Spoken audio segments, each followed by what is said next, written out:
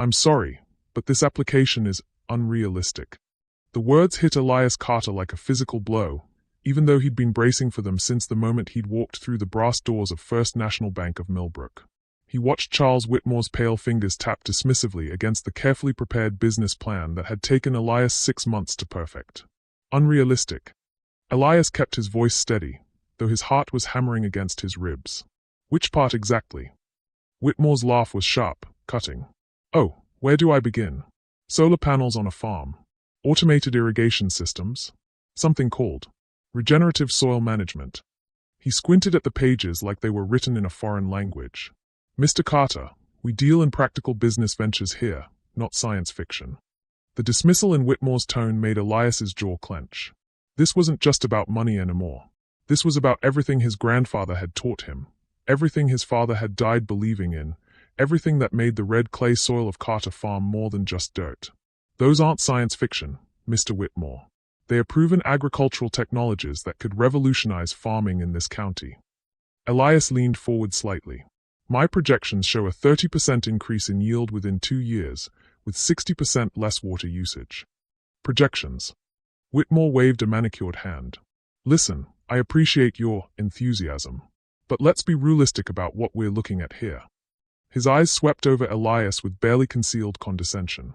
You're asking for $200,000 to essentially play farmer with gadgets. The word play landed like a slap. Elias felt heat rise in his chest, the kind of anger that had been building for generations. My family has been farming this land for 90 years, Mr. Whitmore. My grandfather started with nothing but. Yes, I'm sure it's very traditional. Whitmore's interruption was casual, brutal. But tradition doesn't collateralize loans. What you're proposing sounds like something you read about on the internet. We need practical business plans from people who understand how real agriculture works. Real agriculture.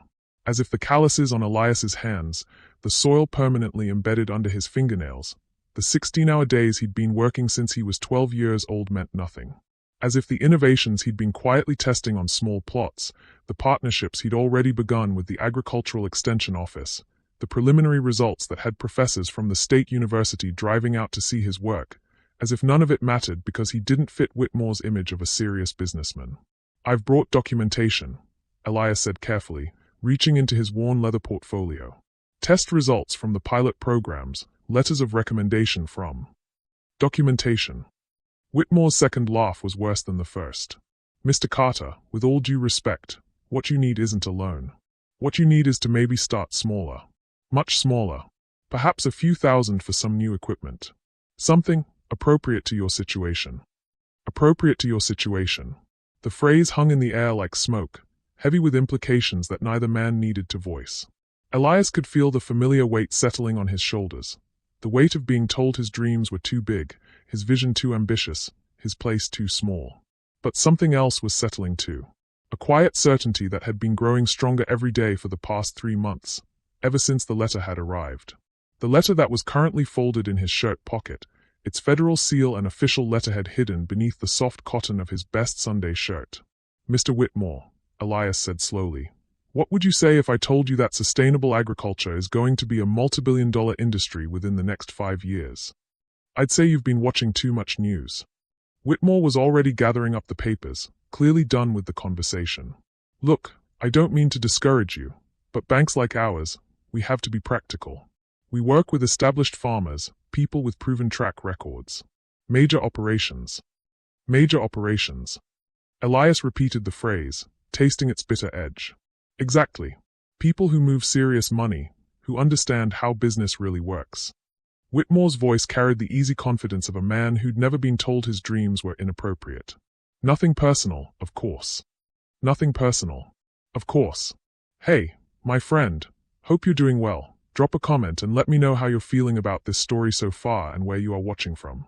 Some stories are too close to my heart to share on YouTube. I send those, along with little life lessons and surprises, to my email circle. If you'd like to be part of it, you can join with the link in the description. Elias stood slowly, his 6'2" frame unfolding with the deliberate grace of a man who'd learned to control every movement, every expression, every response. He looked down at Whitmore, who was already turning his attention to other papers on his desk, already forgetting the conversation that had just shattered 2 years of careful planning. "You know what, Mr. Whitmore?" Elias's voice was quiet, almost conversational. "You're absolutely right about one thing." Whitmore glanced up, surprised by the sudden shift in tone. "This is about people who move serious money." Elias slid his business plan back into his portfolio with careful precision. "People who understand how business really works." There was something in Elias's voice now, something that made Whitmore's fingers pause on his paperwork. A certainty that hadn't been there minutes before. "I appreciate your time," Elias continued, extending his hand. Whitmore shook it automatically, his palm soft against Elias's work-hardened grip. "I hope you have a good week, Mr. Whitmore. I have a feeling it's going to be educational for both of us." As Elias walked toward the door, his boots silent on the thick carpet, Whitmore felt an odd chill. There had been something in that handshake, something in those final words, that suggested this conversation was far from over. The door closed with a soft click, leaving Whitmore alone with his comfortable assumptions and a growing sense that he'd just missed something important. Something that would matter more than he could possibly imagine. Outside, Elias stood on the sidewalk for a moment, feeling the October sun warm his face. His hand moved instinctively to his shirt pocket, to the letter that Whitmore would never see coming. The letter that would change everything in exactly 6 days. "The soil remembers," his grandfather had always said. "The soil remembers who tends it with love." But Elias was beginning to understand that the soil wasn't the only thing with a long memory. The drive back to Carter Farm took Elias through the heart of Millbrook County, past the white-columned courthouse where his great-grandfather had once been forbidden to vote, past the diner where his father had been refused service in 1962, past the fields where 3 generations of Carter men had broken their backs proving they belonged to this red dirt as much as it belonged to them. Elias pulled his truck into the gravel driveway and sat for a moment, staring at the farmhouse that had sheltered his family for 90 years. The white paint was peeling around the windows, and the front porch sagged slightly under the weight of too many storms. But it was home. More than home, it was legacy. His phone buzzed. A text from his daughter Maya, away at agricultural college. "How'd it go with the bank, Dad?" Crossing fingers. Elias stared at the message, his thumb hovering over the keyboard. How could he explain that Charles Whitmore had looked at 2 years of research, months of careful planning, and decades of agricultural expertise and seen nothing but a black man playing at being a farmer? Instead, he typed back, "Still working on it, sweetheart. How are your sustainable agriculture classes going?" The response came immediately. "Amazing. Professor Williams says I'm ready to start my own consulting firm when I graduate. Maybe we can partner up and revolutionize farming together." The words hit Elias like sunlight breaking through storm clouds. Maya believed in him, believed in their shared vision of what farming could become. She'd grown up watching him experiment with crop rotation techniques, test soil samples, and study agricultural journals late into the night. She understood that innovation wasn't about abandoning tradition. It was about honoring it by making it stronger. "That sounds perfect," he typed back. "Love you. Love you too, Dad. The farm is lucky to have you." If only Charles Whitmore could see what Maya saw. If only he could understand that the calluses on Elias's hands weren't signs of simple manual labor. They were evidence of a man who'd spent decades learning to read the land like a book, to understand its moods and needs and possibilities. The screen door creaked as Elias stepped onto the porch, and he found his neighbor Mrs. Patterson waiting in the old rocking chair, a covered dish balanced on her lap. "Thought you might be hungry when you got back," she said, her weathered face creasing into a smile. "Made your mama's cornbread recipe." Ruth Patterson had been the closest thing to family Elias had since his parents passed. She was 73, white, and had owned the adjacent farm for 40 years. More importantly, she was one of the few people in the county who understood what Elias was trying to accomplish. "How'd it go?" she asked gently. Elias sank into the chair beside her. "About like we expected." "Ham." Ruth's voice carried the weight of someone who'd witnessed too much casual cruelty over the decades. "That boy never did have much imagination. He called my plans unrealistic." Elias let the word hang between them. "Said I was playing farmer with gadgets." Ruth's knuckles whitened as her grip tightened on the dish. "Playing farmer. Lord have mercy." She was quiet for a moment, watching the sun dip lower over the fields. "You know, when my Harold first started talking about no-till farming back in '85, folks called him crazy too. Said he was going against nature, trying to fix something that wasn't broken." Elias had heard this story before, but tonight it felt different. More urgent. But Harold knew something they didn't, Ruth continued.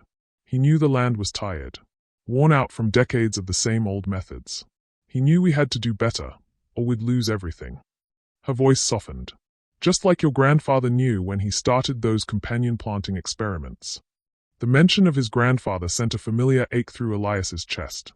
Samuel Carter had been gone for 15 years, but his influence still shaped every decision Elias made. He'd been the one to teach Elias that farming wasn't just about extraction, it was about partnership with the land. Granddad would have loved the solar panel idea, Elias murmured. He would have loved all of it. Ruth reached over and patted his arm. Sam Carter was the most forward-thinking farmer in this county, even if he never got credit for it. That was the painful truth. Samuel Carter had been quietly innovating for decades, developing drought-resistant seed varieties, pioneering water conservation techniques, experimenting with organic pest control methods that the Agricultural Extension Office now recommended as best practices. But he'd been a black farmer in the rural South, which meant his innovations had been borrowed, copied, and credited to others. You know what your grandfather used to tell my Harold? Ruth asked.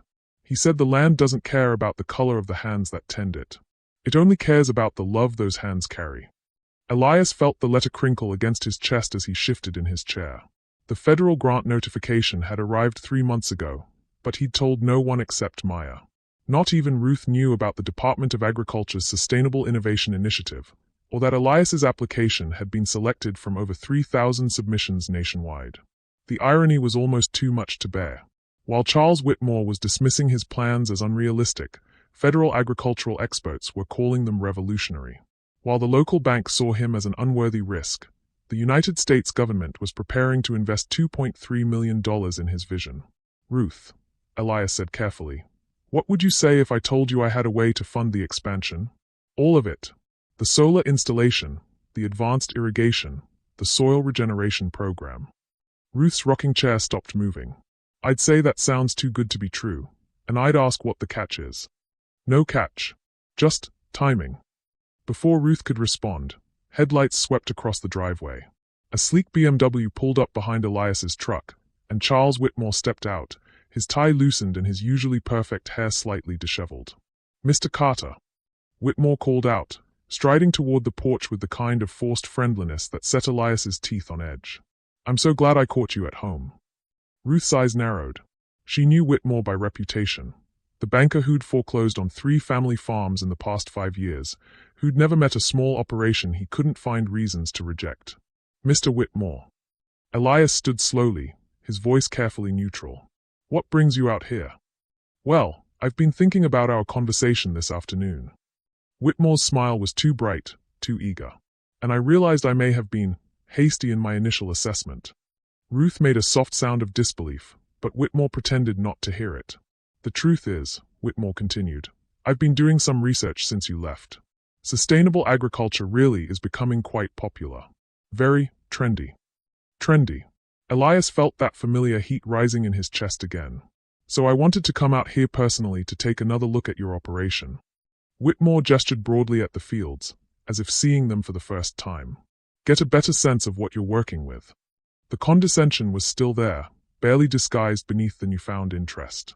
Whitmore was looking at the farm the way someone might examine a used car, calculating depreciation, assessing value, determining whether the investment was worth his time. That's very kind of you, Elias said evenly, but I'm not sure that's necessary. Oh, but I insist.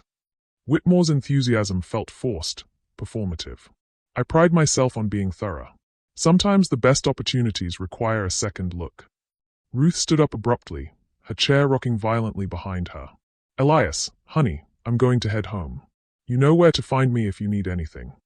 She shot Whitmore a look that could have curdled milk. Anything at all. As Ruth's footsteps faded into the growing darkness, Whitmore's mask slipped slightly. Local color, he murmured, then seemed to realize what he'd said. I mean, it's nice that you have such supportive neighbors. Every word out of this man's mouth was a small violence. Elias wondered what Whitmore would say if he knew that Ruth Patterson held a master's degree in agricultural economics, that she'd consulted for the EPA on soil conservation projects, that her local color included more expertise than Whitmore could claim in a lifetime of sitting behind a mahogany desk. Mr. Whitmore, Elias said, his patience finally beginning to fray, I appreciate you taking the time to drive out here, but please, call me Charles. Whitmore's smile was all teeth now. I think we got off on the wrong foot earlier. The truth is, I've been authorized to reconsider your application. With some modifications, of course. Of course. There it was, the hook disguised as generosity. What kind of modifications? Well, naturally we'd need to scale back some of the more ambitious elements. The solar installation, for instance. That's quite expensive, and the return on investment is questionable. Whitmore pulled out a small notebook, consulting it like a script. We might start with a more traditional approach. Proven methods. Build up gradually. Build up gradually. Code 4. Know your place. Aim lower. Be grateful for whatever scraps we're willing to offer. And of course, we'd need additional collateral, Whitmore continued. The farmhouse, perhaps. Just as a precaution. Elias felt the world tilt slightly. The farmhouse that had sheltered 3 generations of Carter men, that held every memory of his parents and grandparents, that represented the only true security his family had ever known. Whitmore wanted to use it as insurance against Elias's dreams. Additional collateral, Elias repeated slowly. Standard practice for loans of this size. Whitmore's voice carried the casual tone of someone discussing the weather. Nothing to worry about, assuming everything goes according to plan. But Elias could read the subtext as clearly as he could read the soil conditions in his fields. Whitmore was offering him a trap disguised as an opportunity, a loan structured to fail, collateral requirements designed to transfer ownership of Carter Farm from black hands to white ones, terms that would make his grandfather's legacy just another line item on a bank's balance sheet. I see, Elias said quietly. Excellent. Whitmore clapped his hands together. I knew you'd be reasonable. We can have the paperwork ready by Friday. Friday. 6 days before the federal grant announcement would change everything. Elias looked out over his fields, where 4 generations of Carter men had poured their sweat and dreams and stubborn hope into the red dirt. Tomorrow, those fields would look exactly the same. But by next week, everything would be different.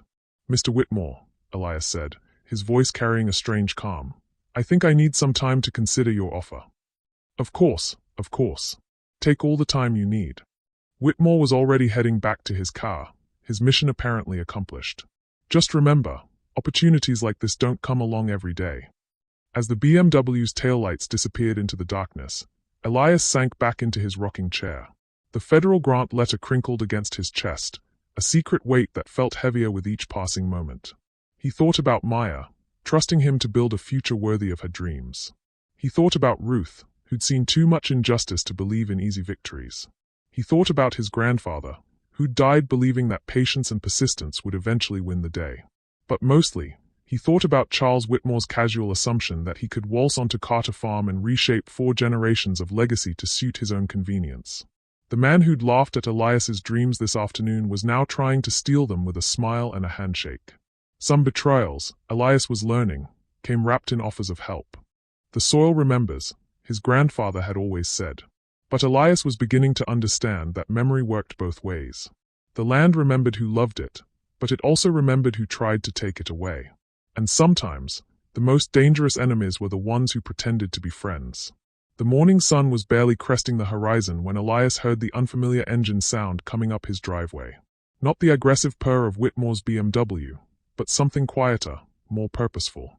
A government-issued sedan, dark blue and unremarkable, followed by a white pickup truck bearing the logo of the State Agricultural Extension Office. Elias stepped onto the porch, coffee mug in hand, and watched 2 people emerge from the vehicles. The first was Dr. James Williams from the Extension Office, a man Elias had worked with for years on soil testing and crop rotation studies. The second was a woman Elias didn't recognize, tall and graceful with skin the color of rich mahogany and an air of quiet authority that made the morning seem to hold its breath. Elias! Dr. Williams called out, his voice carrying an excitement that immediately put Elias on alert. Hope you don't mind us dropping by so early. I brought someone who's been very eager to meet you. The woman stepped forward, extending her hand with a smile that transformed her serious features into something radiant.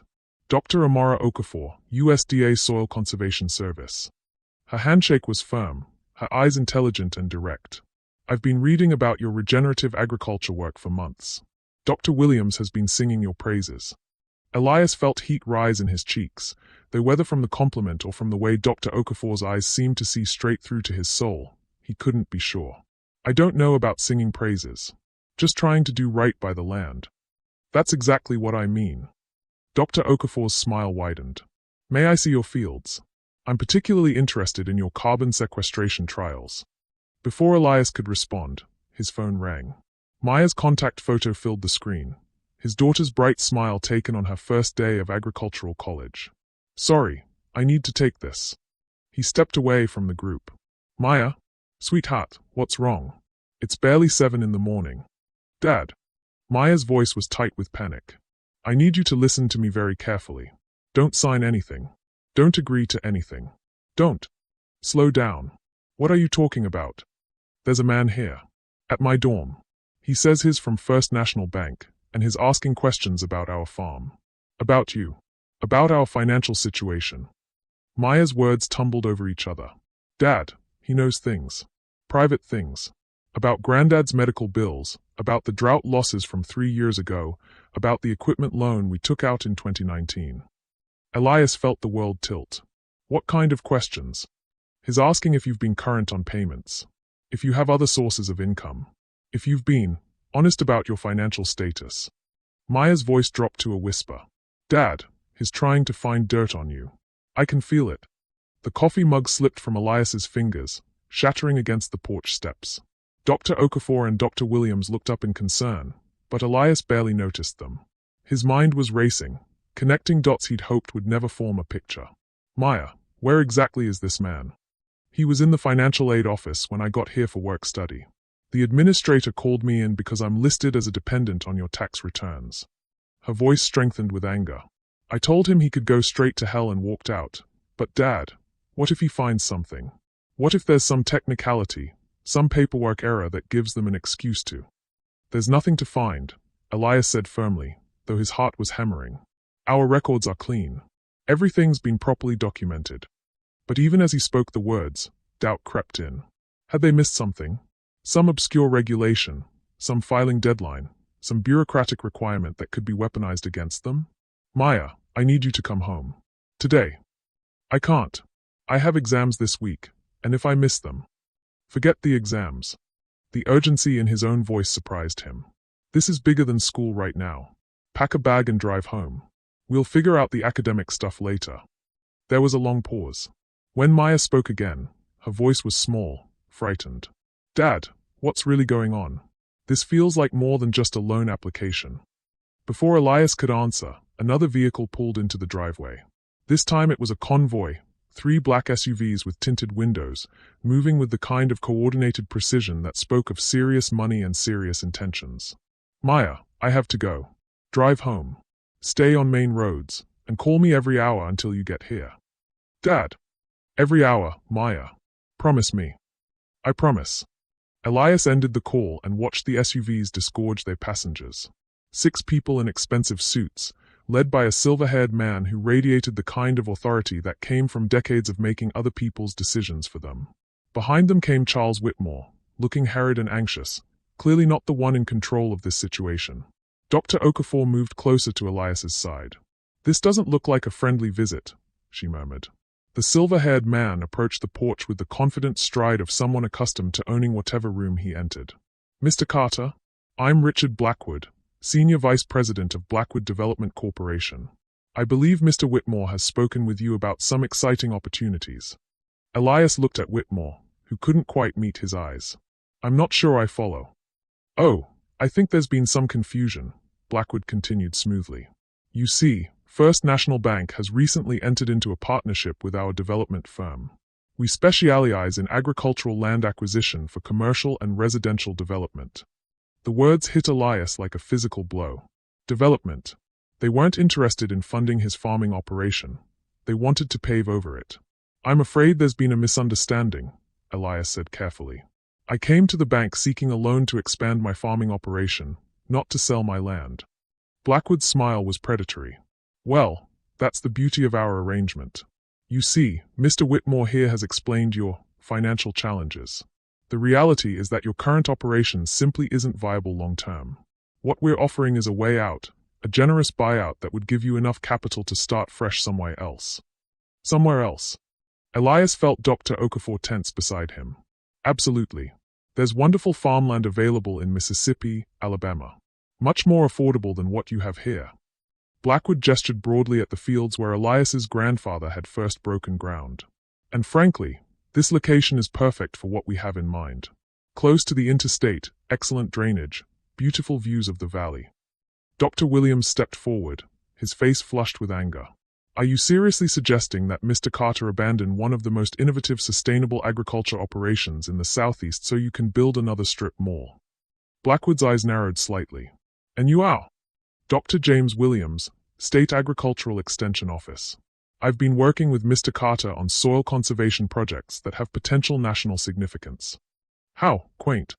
Blackwood's dismissal was casual, brutal. But I'm afraid sentiment doesn't pay the bills. Mr. Carter owes significant money to First National Bank, and frankly, his current business model isn't generating enough revenue to service that debt.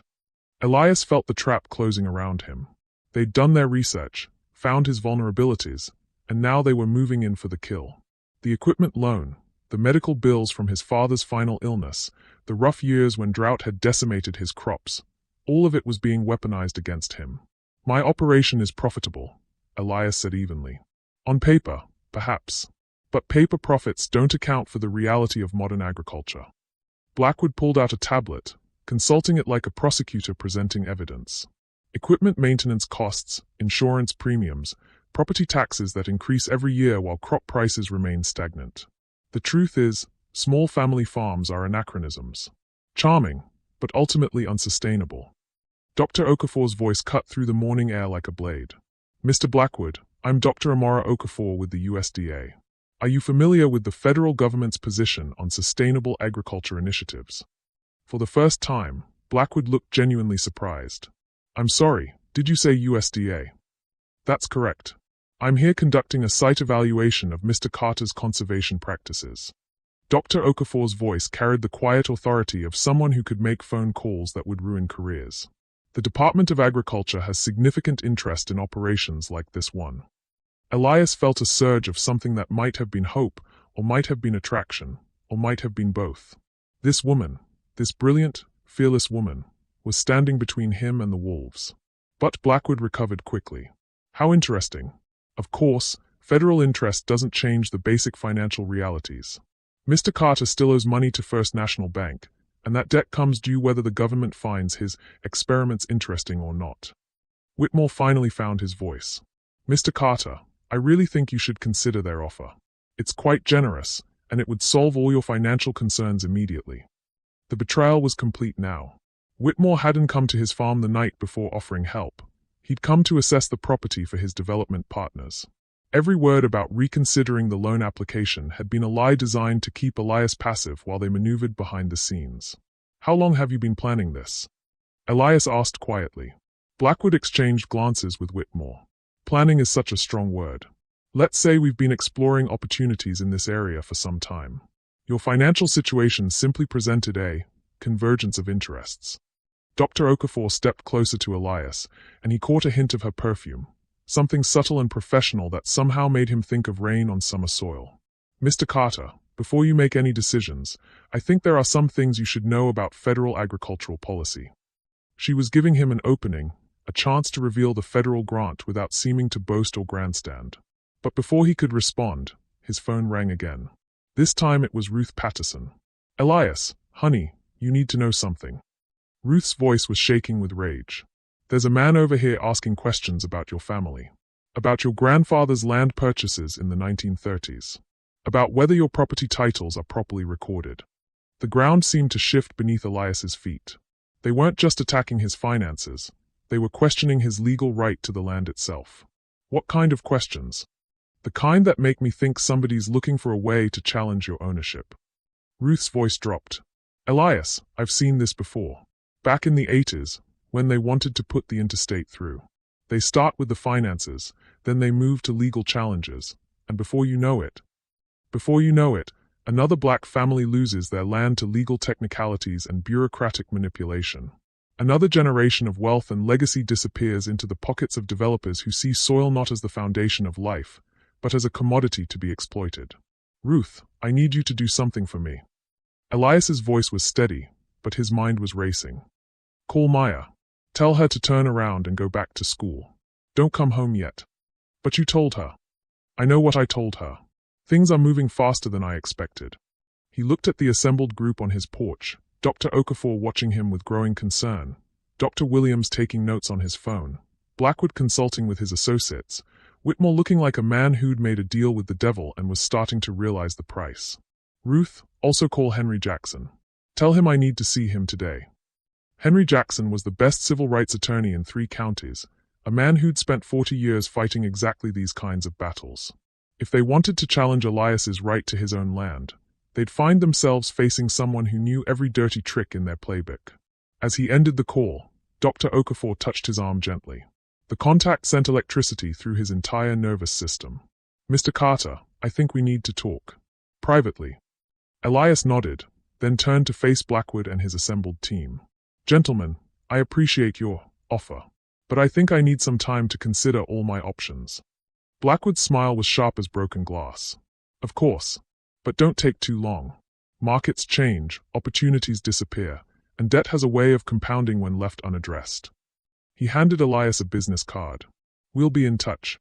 As the convoy of SUVs disappeared down the driveway, Elias felt the weight of the federal grant letter against his chest. In 6 days, everything would change. But the question was whether he'd still have a farm left to change. Dr. Okafor was studying his face with the kind of intensity that made him feel transparent. Mr. Carter, I think there are some things you're not telling me. Dr. Williams cleared his throat. Amora, maybe we should. No. Her voice was firm. Mr. Carter, I came here because your work is exactly the kind of innovation the Department of Agriculture wants to support. But if you're facing this level of financial and legal pressure.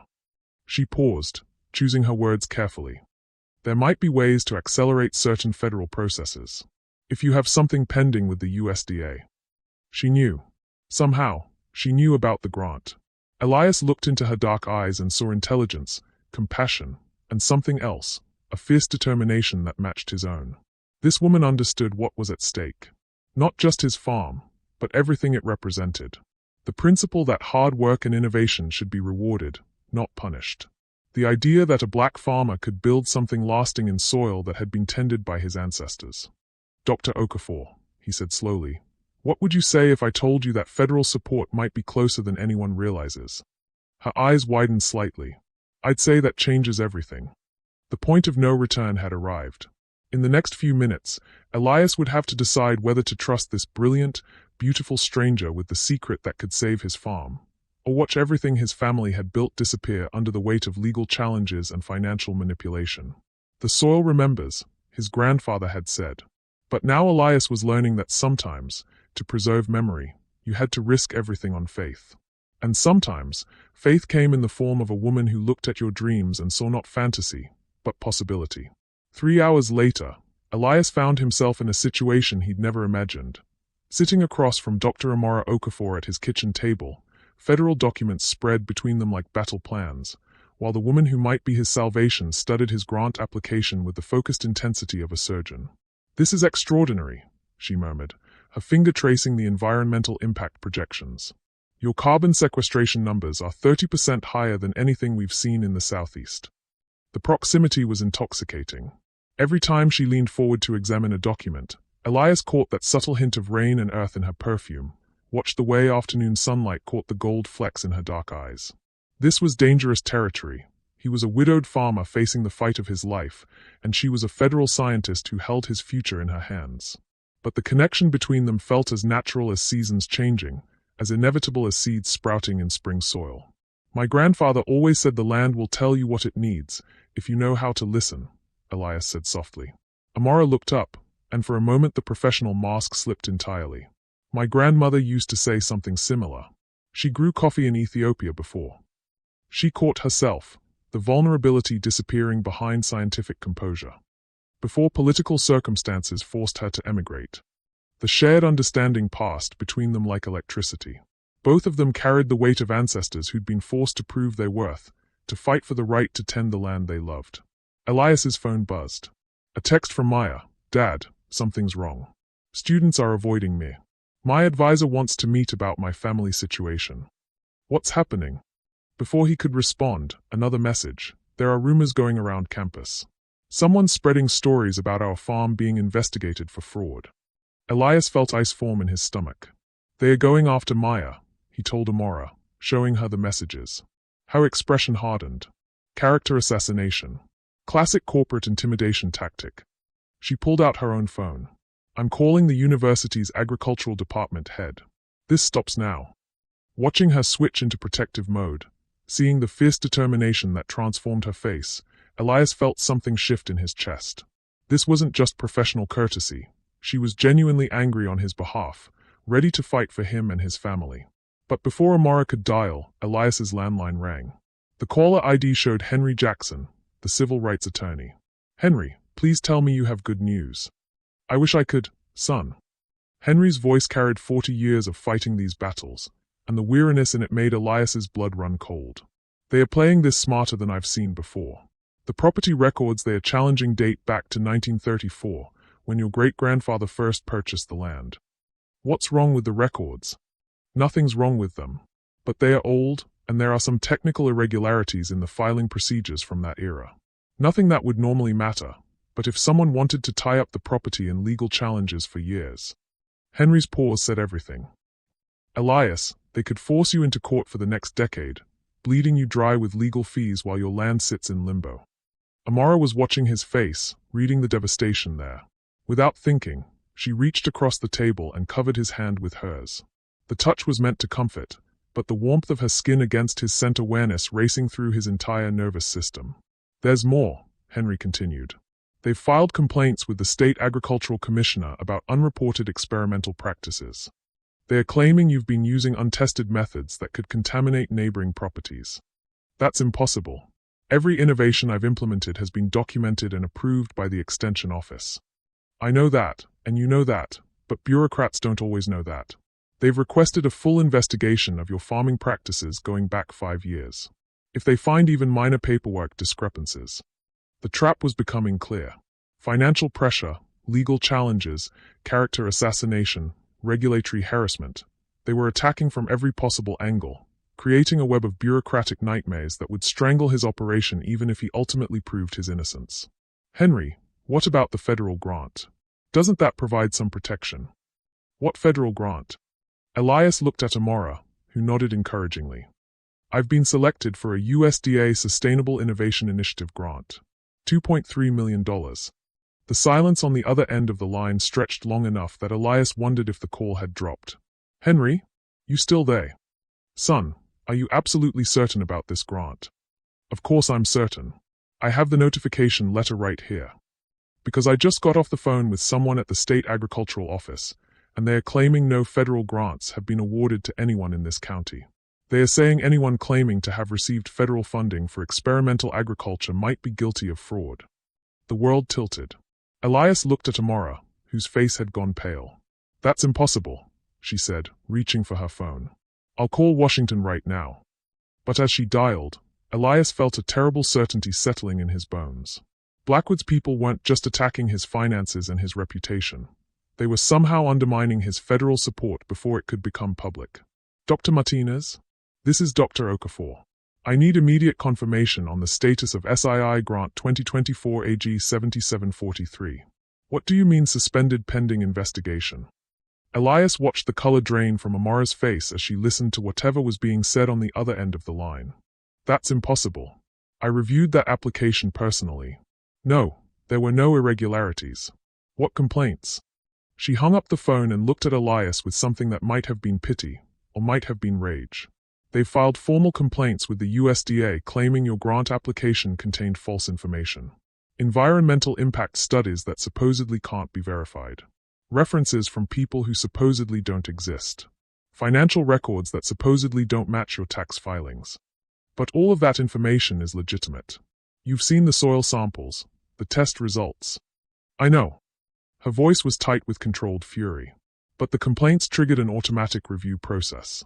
Until the investigation is complete, the grant is suspended. Elias felt the last pillar of hope crumbling beneath him. How long does an investigation take? 6 months minimum. Maybe longer if they keep finding new angles to explore. 6 months. By then, Blackwood's financial and legal pressure would have crushed him completely.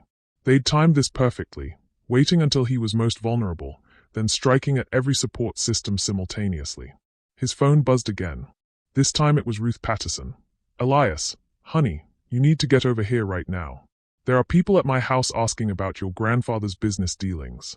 They are suggesting he might have been involved in some kind of land fraud scheme." Land fraud. They were going after his grandfather's reputation now, trying to paint Samuel Carter as a criminal whose land purchases had been illegitimate. "I have to go," Elias told Amara, standing abruptly. "I'm coming with you."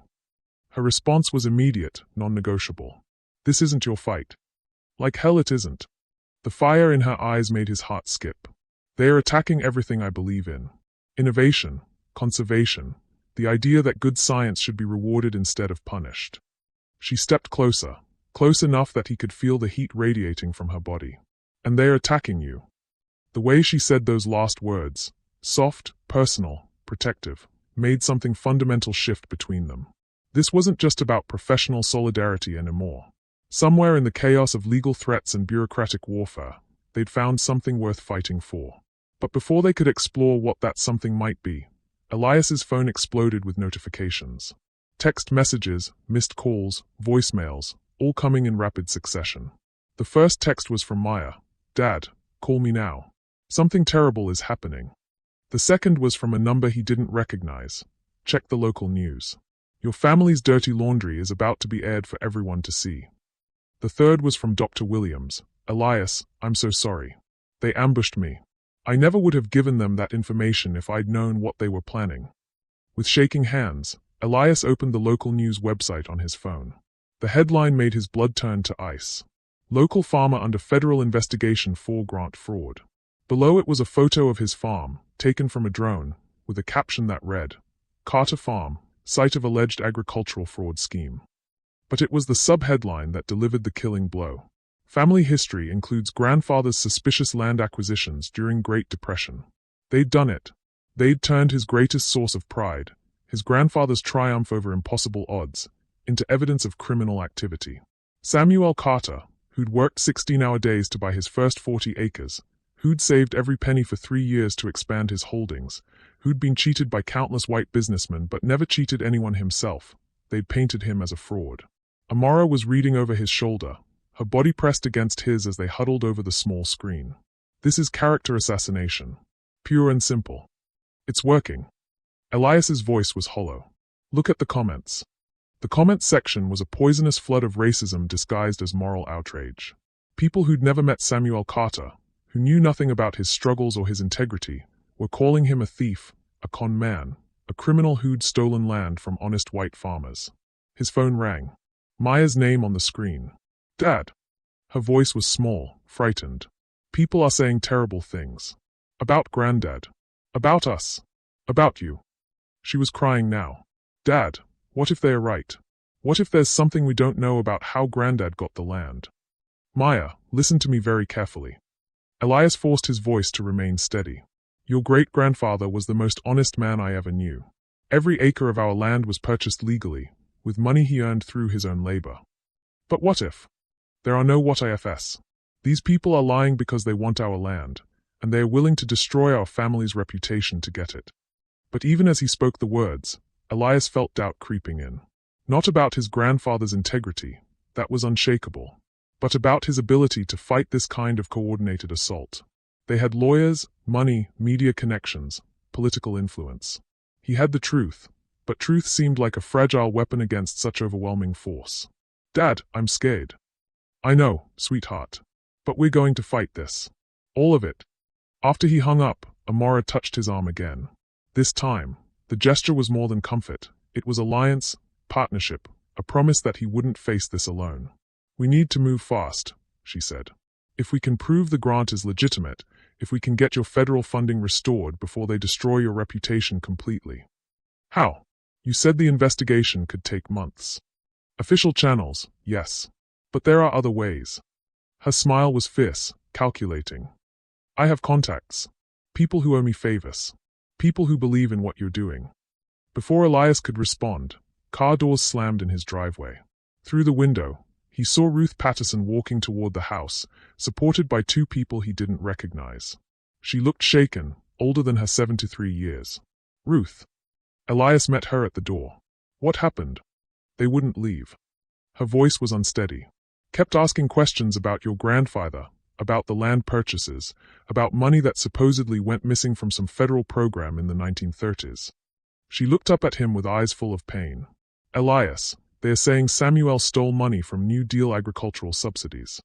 The accusation was so absurd, so completely divorced from reality, that Elias almost laughed. His grandfather had been systematically excluded from New Deal programs because of his race. The idea that he'd somehow stolen from programs he wasn't even allowed to participate in was beyond ridiculous. But absurd accusations could still destroy lives, especially when they were delivered with official-sounding authority to people who wanted to believe them. Mrs. Patterson, Amara said gently, I'm Dr. Okafor with the USDA. What exactly did these people tell you? Ruth looked at her with surprise, then growing hope. They said they were investigating grant fraud, and that Samuel Carter might have been involved in something illegal back in the 1930s. They wanted to know if I'd ever heard him talk about money he'd received from the government. Did they show you any identification? They said they were from some federal task force. They had badges, official-looking papers. Ruth's voice strengthened slightly, but something felt wrong about them. Too eager, too pushy. Like they were trying to get me to say something specific.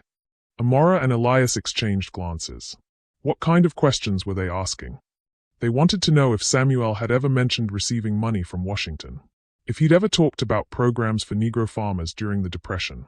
If he'd ever said anything about getting help he wasn't supposed to get. It was a fishing expedition, designed to create false evidence of historical wrongdoing. Even if Ruth had innocently mentioned some half-remembered conversation from decades ago, it could be twisted into proof that Samuel Carter had been involved in federal fraud. Ruth, Elias said carefully, did you tell them anything? I told them Samuel Carter was the most honest man I ever knew, and that anyone claiming otherwise was either a liar or a fool. Her voice regained some of its usual fire. I also told them to get off my property before I called the sheriff. Relief flooded through Elias. Ruth's fierce loyalty had protected his grandfather's reputation, at least for now. But his phone was buzzing again. Another text from the unknown number. Check your email. Your daughter's academic career is about to take an interesting turn. With mounting dread, Elias opened his email app. The message was from the Dean of Students at Myers University. Mr. Carter, it has come to our attention that your daughter may have provided false information on her financial aid applications. We are initiating a review of her enrollment status pending investigation of your family's financial circumstances. Miss Carter will be contacted within 24 hours regarding possible suspension. They were going after Maya now. His brilliant, innocent daughter who'd never done anything wrong in her life was being targeted because of her last name, because of her connection to him.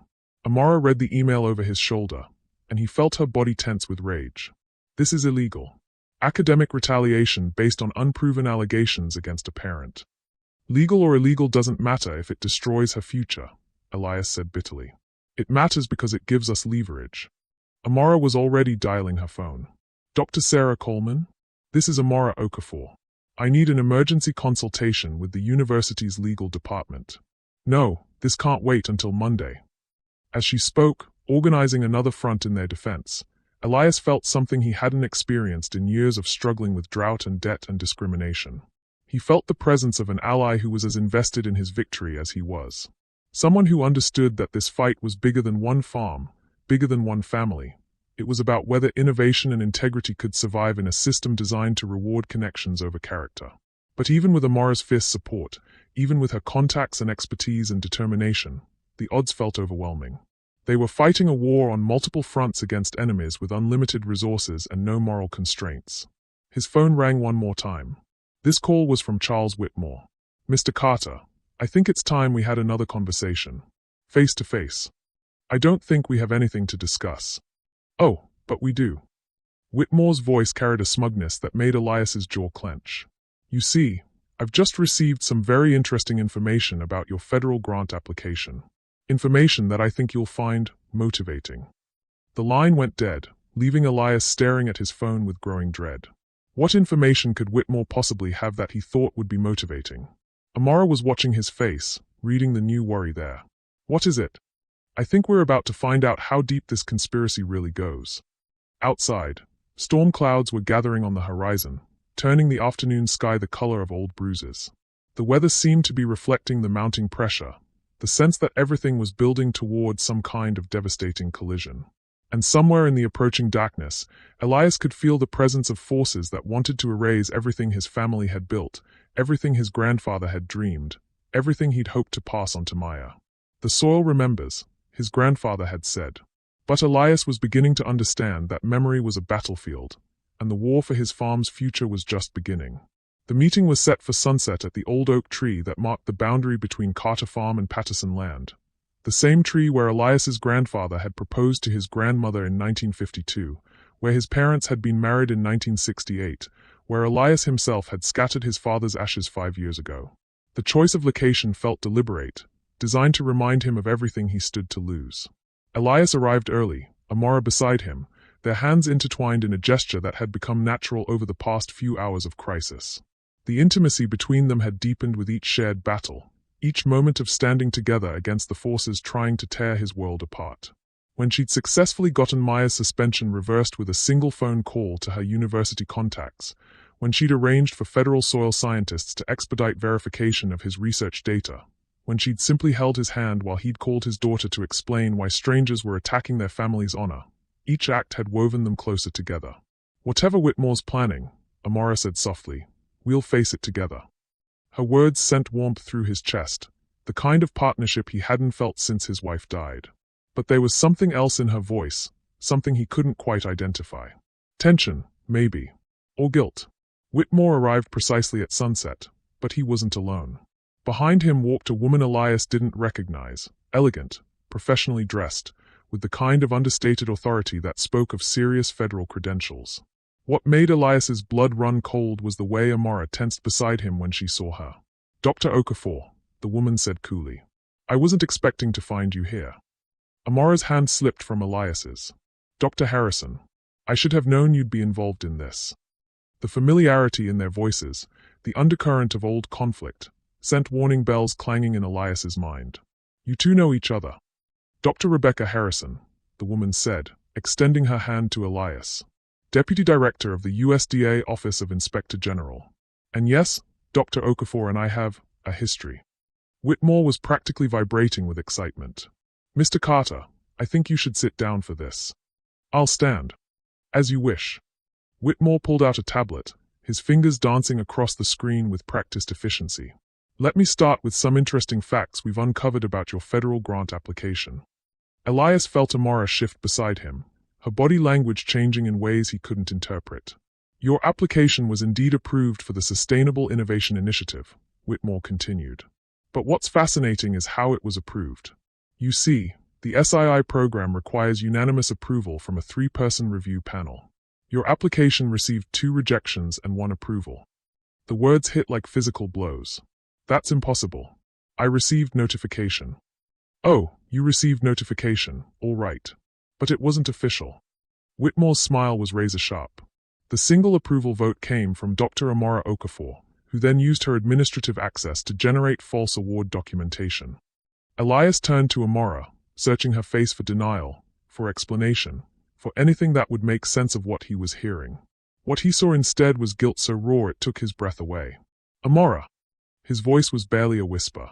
"It's not what it sounds like," she said quickly. "The other reviewers were wrong.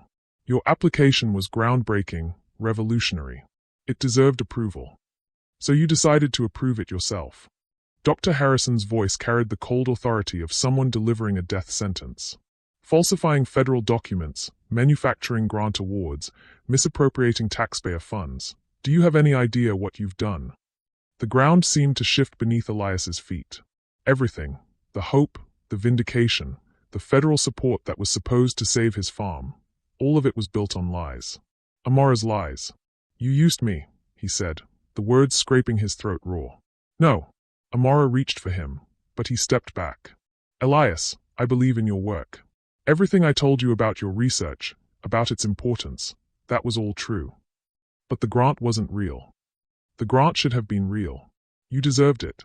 The system failed you. So you committed fraud." Dr. Harrison's interruption was surgical, and involved an innocent farmer in your criminal activity. Whitmore was consulting his tablet again, clearly enjoying the devastation playing out before him. But that's not even the most interesting part. You see, Mr. Carter, Dr. Okafor's motivations might not be as pure as she's led you to believe. Elias felt ice forming in his veins. What are you talking about? Dr. Okafor, would you like to tell him about your family connection to this land? Or shall I? Amora's face went ashen. Don't. I think he deserves to know. Whitmore's voice carried the satisfaction of a hunter closing in for the kill. You see, Mr. Carter, Dr. Okafor's maiden name isn't Okafor. It's Harrison. Dr. Rebecca Harrison here is her aunt. The betrayal hit like lightning, illuminating everything in harsh, terrible clarity. The federal official who was destroying his life was Amora's family member. The woman he'd been falling in love with was connected to the very system that was trying to crush him. But that's still not the most fascinating part, Whitmore continued relentlessly. The really interesting thing is that Dr. Amora Harrison's great-grandfather was Thomas Harrison, the land commissioner who oversaw federal agricultural programs in this county during the 1930s. Elias felt the world tilt completely off its axis. What does that have to do with anything? Dr. Harrison answered, her voice clinical, devastating. Thomas Harrison was investigated in 1938 for misappropriating federal agricultural funds. Money that was supposed to go to Negro farmers under New Deal programs. The accusation hung in the air like poison gas. Elias's mind raced, trying to process what he was hearing. You're saying my grandfather. We're saying your grandfather received money that was stolen from federal programs by my great-grandfather, Amora said quietly. Money that Thomas Harrison embezzled and distributed to select farmers to build a network of supporters. The historical irony was stunning, devastating. Samuel Carter, who'd been excluded from legitimate federal programs because of his race, had unknowingly been the beneficiary of corruption. The land that 4 generations of Carters had worked honestly, the foundation of their family legacy, was built on stolen money. But Samuel didn't know, Elias said desperately. He thought the money was legitimate assistance. Intent doesn't matter, Dr. Harrison replied coldly. The money was stolen from federal programs, which means it needs to be recovered. With interest. Calculated over 85 years. Whitmore consulted his tablet one final time. The total amount, including compound interest and penalties, comes to approximately $2.8 million. Payable immediately, or the federal government will be forced to seize assets equivalent to that value. The farm. They wanted the farm. All of it, the house, the fields, the equipment, everything. The elaborate legal and financial attack had been building to this moment, this revelation that would give them legal justification to take everything. Amora knew, Dr. Harrison continued. She's known for months.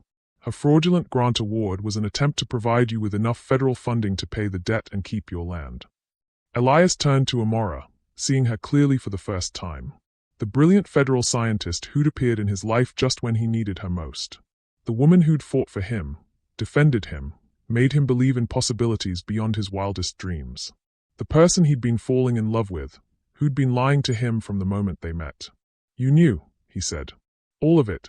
The investigation into my grandfather, the debt, the plan to seize the farm. You knew, and you said nothing. I was trying to save you. Tears were streaming down her face now. The grant was supposed to solve everything. You could have paid the debt, kept the farm, proven that your innovations work. Nobody would have ever needed to know about the historical complications. Historical complications. The phrase felt like broken glass in his mouth. You mean the fact that everything my family built was stolen? Your family didn't steal anything. Thomas Harrison stole from federal programs and gave the money to farmers like your grandfather who needed it. Samuel Carter worked that land. Improved it, built something beautiful on it. The fact that the seed money was illegally obtained doesn't diminish what your family accomplished. But her words felt hollow, inadequate against the magnitude of the betrayal. Not just her betrayal, but history's betrayal. The discovery that his grandfather's triumph over impossible odds had been made possible by corruption, that the foundation of Carter Farm was built on stolen federal funds. How long have you known? Elias's voice was deadly quiet. 6 months. Dr. Harrison contacted me when the historical audit uncovered the connection between Thomas Harrison and Samuel Carter. She asked me to review your grant application, to see if there was a way to resolve the debt quietly. And you decided to commit fraud instead of telling me the truth. I decided to fight for you instead of letting bureaucratic technicalities destroy your life." Amora's voice strengthened with passion. "Your work is brilliant. Your innovations could change agriculture forever. The fact that your great-grandfather received stolen money 85 years ago shouldn't invalidate everything you've accomplished." But Elias was beyond listening to justifications. The woman he'd trusted, the person he'd begun to love, had built their entire relationship on lies. Every moment of connection, every gesture of support, every promise of partnership, all of it was contaminated by deception. "Get off my land," he said quietly. "Elias, please. Get off my land." The roar tore from his throat, carrying all the pain and betrayal and crushing disappointment of the past few hours. Amora flinched as if he'd struck her, but she didn't move. "I love you," she said simply. "Everything else was complicated, but that's simple. I love you, and I believe in what you're trying to build here." The words should have mattered. In another universe, they might have been enough to bridge the gap between truth and deception, between betrayal and redemption. But in this universe, with the wreckage of his dreams scattered around them, they felt like another lie. "You love an idea of me," Elias said bitterly. "A convenient fiction that justified your illegal actions. You don't love me, you love your guilt over what your great-grandfather did to mine." The accusation hit home. He could see it in the way her face crumpled, in the way her shoulders sagged under the weight of truth she couldn't deny. Whitmore cleared his throat. "Mr. Carter, I understand this is difficult, but we do need to discuss the practical implications of this situation." Elias turned to face him, this small man who'd been the instrument of his destruction. "What practical implications?" "Well, the federal debt creates certain opportunities for resolution. Blackwood Development is prepared to purchase your property for fair market value. That would provide enough capital to satisfy the federal debt and leave you with a substantial sum for relocation." Relocation. They were offering to buy his land with his own stolen money, then graciously allow him to start over somewhere else. The cynicism was breathtaking. "And if I refuse?" Dr. Harrison answered. "Then the federal government will seize the property to satisfy the debt. You'll receive nothing, and your daughter's academic career will be permanently damaged by association with federal financial crimes." Maya. They were threatening Maya again, holding his daughter's future hostage to force his compliance. Elias looked around at the faces surrounding him. Whitmore's greedy satisfaction, Dr. Harrison's cold bureaucratic authority, Amora's desperate grief. 3 days ago, he'd been a successful farmer with a bright future and a growing federal grant.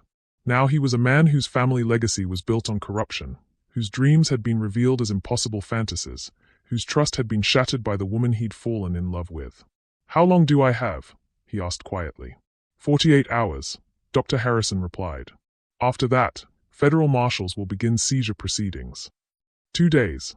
48 hours to decide whether to accept Blackwood's offer and abandon everything his family had built, or fight a battle he couldn't possibly win and lose everything anyway. As the group dispersed, leaving him alone under the ancient oak tree, Elias felt the weight of 4 generations settling on his shoulders. His great-grandfather, who'd accepted stolen money without knowing its source. His grandfather, who'd built a legacy on compromised foundations. His father, who'd died believing in the righteousness of their claim to this land.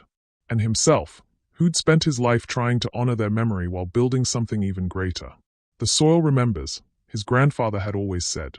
But now Elias understood that memory was more complicated than he'd ever imagined. The land remembered not just love and labor, but corruption and betrayal. The red dirt beneath his feet held the history of stolen federal funds and illegal transactions alongside the sweat of honest farmers and the dreams of innocent children.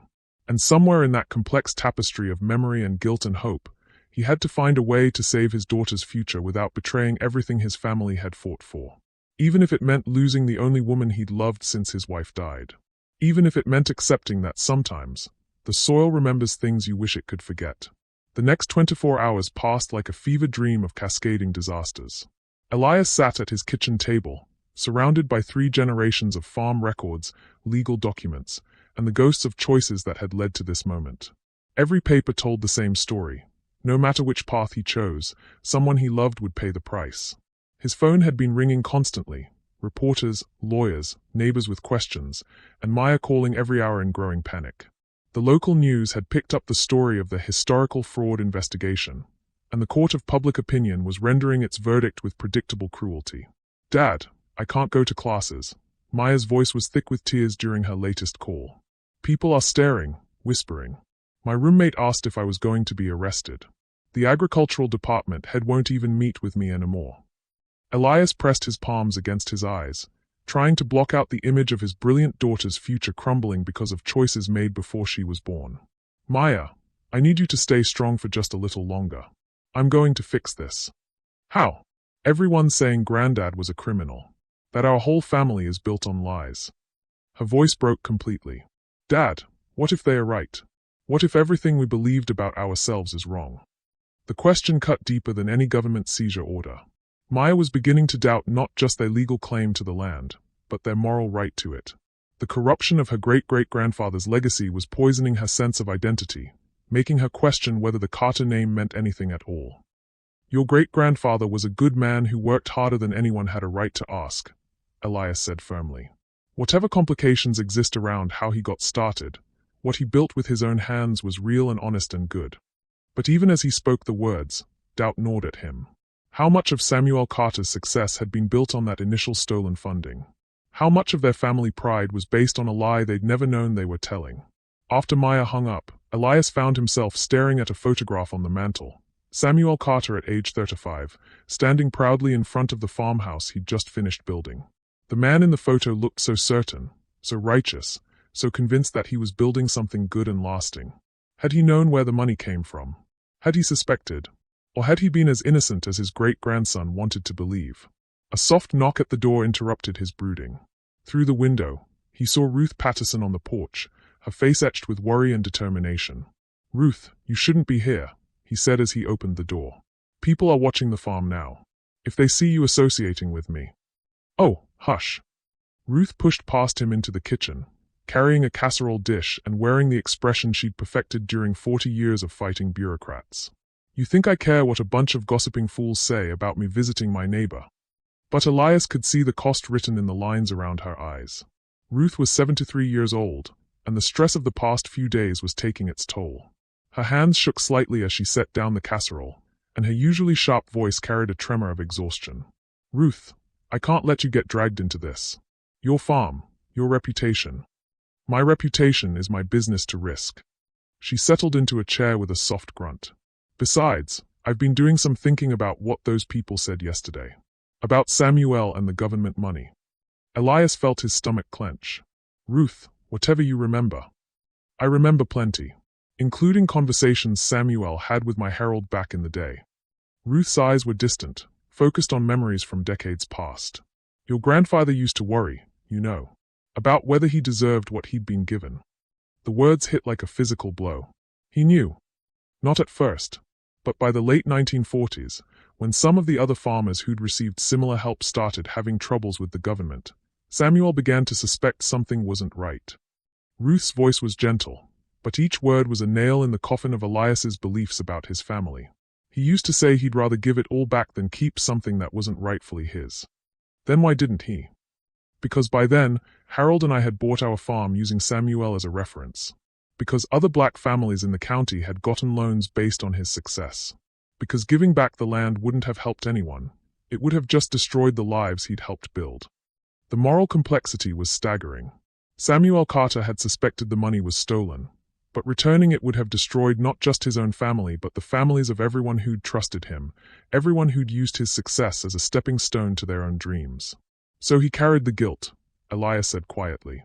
He carried the responsibility. There's a difference. Ruth reached across the table and took his hand. Samuel never spent a day of his life not trying to earn what he'd been given. Every innovation, every improvement, every acre he added to this farm, all of it was his way of paying back a debt he never should have owed. Before Elias could respond, his phone buzzed with a text from an unknown number. Check your email. Time is running out, and your options are shrinking. With mounting dread, Elias opened his laptop. 3 new messages waited in his inbox, each one designed to tighten the noose around his neck. The first was from Blackwood Development. Mr. Carter, we've been forced to revise our offer downward due to new information about the property's legal complications. Please find attached our final proposal, $1.2 million for the complete property, including house, outbuildings, and equipment. This offer expires at midnight tomorrow. $1.2 million. After paying the federal debt, taxes, and legal fees, there would be barely enough left to help Maya finish college, let alone start over somewhere else. The second email was from Maya's university. Mr. Carter, we regret to inform you that pending resolution of federal financial irregularities, your daughter's enrollment status has been suspended. Additionally, her work-study position has been terminated, and she will be required to vacate university housing within 72 hours. They were throwing Maya out of school, out of her dorm, out of the future she'd worked so hard to build. The academic dreams she'd nurtured since childhood were being sacrificed to force his compliance. The third email was the cruelest of all. It was from Dr. Amora Okafor, sent from what appeared to be a personal account rather than her official USDA address. Elias, I know you don't want to hear from me, but there are things you need to know. My Aunt Rebecca has been building this case for 2 years, long before I knew you existed. The historical audit that discovered the connection between our great-grandfathers wasn't accidental. She's been investigating families who received money from Thomas Harrison's embezzlement scheme, looking for ways to recover federal funds through asset seizure. I tried to stop her by giving you legitimate federal support, but that only made things worse. Now she's using my fraud as additional justification for seizing your land. I've been placed on administrative leave pending criminal investigation, so I can't help you through official channels anymore. But I still have contacts, people who believe in what you're trying to accomplish.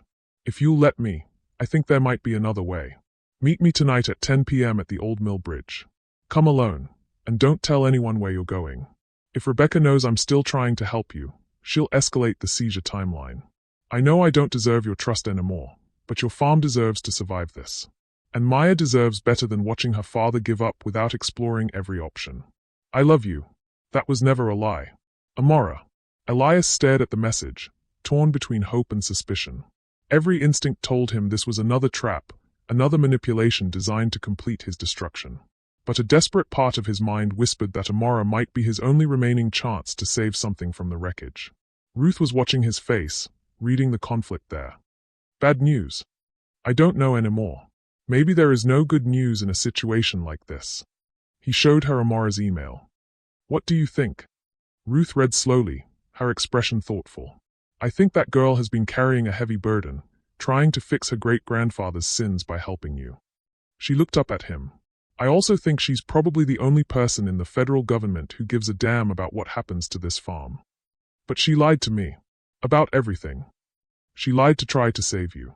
There's a difference between lying for your own benefit and lying for someone else's. Ruth's voice carried the weight of someone who'd seen enough human frailty to understand its complexities. The question is whether you can put aside your hurt long enough to let her try to help. Before Elias could answer, headlights swept across the kitchen window. A car was pulling into the driveway, not the sleek vehicles favored by government officials or corporate representatives, but an old Honda Civic with a damaged bumper. Maya climbed out of the driver's seat, her face streaked with tears, her arms full of hastily packed belongings. Behind her came a young man Elias didn't recognize, tall, thin, nervous-looking, with the kind of earnest expression that suggested academic brilliance paired with social awkwardness. Maya, what are you doing here? I told you to stay at school. They kicked me out, Dad. Not suspended, expelled. Something about association with ongoing federal criminal investigations making my presence disruptive to the educational environment. Her voice was hollow, defeated. This is Jeremy, my lab partner. He drove me home because I was too upset to drive safely. Jeremy stepped forward awkwardly. Mr. Carter, I'm sorry to meet you under these circumstances. Maya talks about you and your work all the time. What they are doing to your family is wrong. The support from a stranger, someone with no stake in their fight, felt like a small light in overwhelming darkness. But it also emphasized how completely their world had collapsed in just a few days. Maya, I'm going to fix this, Elias said, pulling his daughter into a fierce hug. How? Her voice was muffled against his chest. They've taken everything. My school, my future, our farm, our family's reputation. What's left to fix? The question hung in the air like a challenge. What was left? A man whose trust had been shattered, a farm built on stolen money, a daughter whose dreams were crumbling, and a love affair that had turned into another source of pain. His phone rang. The caller ID showed Charles Whitmore. Mr. Carter, I hope you've had time to consider our offer. I have until midnight tomorrow. Actually, that's why I'm calling. There's been a development. The federal government has decided to accelerate the seizure timeline. If you don't accept our offer by 6 a.m. tomorrow, they'll begin asset seizure proceedings immediately. Elias felt the walls closing in. That's not what we agreed to. The situation has become more complex. It seems Dr. Okafor's fraudulent activities have created additional federal crimes that need to be addressed urgently. Whitmore's voice carried smug satisfaction. The government wants to resolve this quickly and quietly. Take our offer, Mr. Carter. It's better than losing everything to federal seizure. After Whitmore hung up, Elias found himself staring at his family, Maya devastated and displaced, Ruth exhausted from fighting battles that weren't hers, Jeremy uncomfortable but loyal, all of them looking to him for solutions he didn't have. The federal deadline had been moved up by 18 hours. Amara's mysterious offer of help felt more like desperation than hope. Maya's future was already destroyed, and his own choices were narrowing to a single, impossible decision. Sell the farm to the people who'd orchestrated its destruction, or watch federal agents seize everything anyway. Outside, storm clouds were gathering again, and the wind carried the scent of rain on summer soil. The land his great-grandfather had bought with stolen money, that his grandfather had worked with honest sweat, that his father had died defending, that he'd hoped to pass on to Maya, all of it was slipping away like water through his fingers. At 9:45 p.m., as Maya slept fitfully on the couch and Ruth dozed in the rocking chair, Elias made a decision that felt like stepping off a cliff. He grabbed his truck keys and headed for the door. If Amara's offer was a trap, if meeting her would only make things worse, if trusting her again would complete his destruction, well, he was already destroyed. But if there was even a slim chance she could help him save something for Maya, some fragment of their family's legacy, some hope for their future, then he had to take it. The soil remembers, his grandfather had always said. But sometimes, Elias was learning, the only way to honor memory was to risk everything on faith. Even when faith had already betrayed you once. Even when the darkness felt too deep to ever find light again. Even when love and hope and trust felt like luxuries you could no longer afford. The old mill bridge waited in the darkness, holding secrets and possibilities and the last desperate chance to save the only thing that still mattered, his daughter's future. The old mill bridge stretched across Willow Creek like a skeleton in the moonlight, its weathered planks groaning under the weight of a century's worth of secrets. Elias arrived at 9:55 p.m., his truck's headlights cutting through the darkness until he killed the engine and let the night swallow him whole. Amara was already there, standing at the center of the bridge with her arms wrapped around herself against the October chill. She'd changed out of her professional attire into jeans and a sweater that made her look younger, more vulnerable, more like the woman he'd fallen in love with before discovering how much she'd hidden from him. "You came," she said softly as he approached. "I'm here for Maya. Not for you." But even as he spoke the words, Elias felt the familiar pull of her presence, the way her voice seemed to calm something restless in his chest despite everything that had happened between them. "I know." Amara turned to face him fully, and in the moonlight he could see that she'd been crying. "Elias, I need you to know that everything I did, the Grant fraud, the lies, all of it was because I've been in love with you since the first day I read your research proposal. You didn't even know me. I knew your mind. I knew your heart." She stepped closer, close enough that he could catch that subtle scent of rain and earth that seemed to follow her everywhere. "Your application wasn't just about farming, it was about healing the land, about making something damaged whole again. I'd been looking for that kind of hope my entire career, and there it was, written in your careful handwriting on government forms." Despite his anger, despite his sense of betrayal, Elias felt himself responding to the raw honesty in her voice. "So you decided to play God with my life." "I decided to fight for something I believed in. For someone I believed in." Amara's voice strengthened. "And I'm still fighting, if you'll let me." "What's your other way, Amara? What miracle solution are you offering now?" She pulled a manila folder from her jacket, its contents thick with official-looking documents. "I've been working with a contact at the Department of Justice. Someone who's been investigating corruption in federal land seizures." Elias felt a flicker of hope, quickly suppressed. What kind of corruption? The kind where government officials manufacture historical claims to justify seizing valuable property from minority landowners. Amara's eyes were fierce now, burning with the intensity he'd first fallen in love with. "My Aunt Rebecca has done this before, Elias. 3 times in the past 5 years. She finds historical irregularities, real or manufactured, and uses them to justify federal land seizures that benefit private developers. The words hit like lightning, illuminating everything in terrible clarity. You're saying this whole thing is a scam. I'm saying my aunt has been using her position to steal land from black farmers for years, and your farm is just her latest target. Amara opened the folder, revealing pages of federal documents. The corruption investigation focuses on a pattern of seizures where historically black-owned land ends up being sold to the same development companies at below-market prices. Elias stared at the documents, trying to process what he was seeing.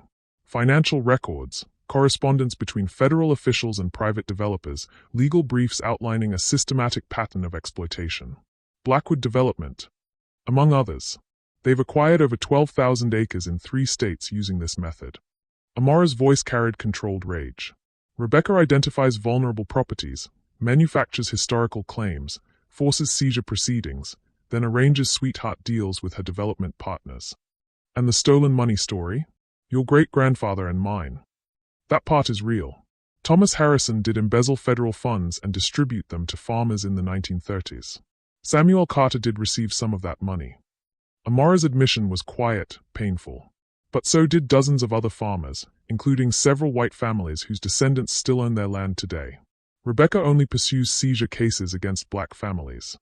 The injustice was breathtaking, systematic, designed to look legal while being fundamentally corrupt. So what's your solution? Whistleblower protection. If you're willing to cooperate with the DOJ investigation, to let them use your case as evidence of the broader pattern of corruption, they can provide federal protection against seizure while the investigation proceeds. It sounded too good to be true, which in Elias's experience meant it probably was. What's the catch? Amara hesitated, and in that pause Elias heard the weight of whatever she was about to reveal. The investigation could take 2 to 3 years. During that time, your property would be tied up in federal proceedings. You couldn't sell it, develop it, or use it as collateral for loans. And Maya? The DOJ has agreed to intervene with her university to get her readmitted and provide federal assistance for her education. Amara's voice softened. She could finish her degree, pursue her dreams, maybe even work with the investigation as a case study in how corruption affects agricultural families. It was a lifeline, but one that came with enormous cost. 3 years of uncertainty, 3 years of being unable to make any major decisions about the farm's future. 3 years of living in legal limbo while government lawyers and corporate attorneys fought over his family's legacy. There's something else, Amara continued. If you agree to cooperate, I've been offered immunity for my grant fraud in exchange for testifying against Rebecca and her co-conspirators. And there it was, the personal cost that made everything more complicated.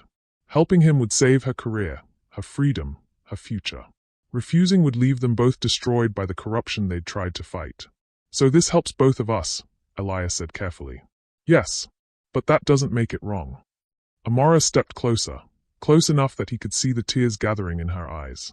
Elias, I know I broke your trust. I know I lied to you about things that mattered. But this isn't another lie, this is the truth, finally, completely. Before he could respond, his phone rang. The caller ID showed Maya's number. Dad, where are you? Her voice was tight with panic. There are people here. Federal agents. They are saying they have a warrant to seize the property immediately. Elias felt the world tilt. That's impossible.